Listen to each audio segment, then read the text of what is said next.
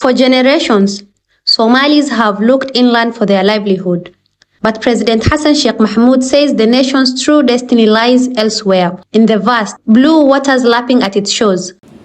dekedaha iyo gaadiidka badda horta inay gaadiidka badda dekedaha dabcan infrastructure waaye waa horumarinaynaa. Speaking yesterday in Mogadishu, the president made a striking declaration. He said Somalia's sea territory is actually twice the size of its land. That is a maritime zone larger than the country itself, and for decades, he argued those resources have been left nearly untouched. The occasion was the inauguration of the new central headquarters for the Ministry of Ports and Marine Transport. Standing before officials and maritime experts, the president did not mince words. He said there has long been a disconnect between Somali culture, its way of life, and the enormous wealth the ocean provides. Now, he insisted, the 21st century demands a change. The place where life and development exist for Somalia, he said, is the sea. So what does that mean in practice? First, the government is prioritizing maritime security. Protecting Somali waters from illegal fishing, environmental damage, and exploitation is now a top national security concern. Second, the president announced a historic step. Somalia has officially begun its first ever formal offshore oil drilling. The well is called Urad 1. For a nation that has faced decades of instability, this marks a potential turning point in economic self-sufficiency. But oil is not the only focus. President Hassan Sheikh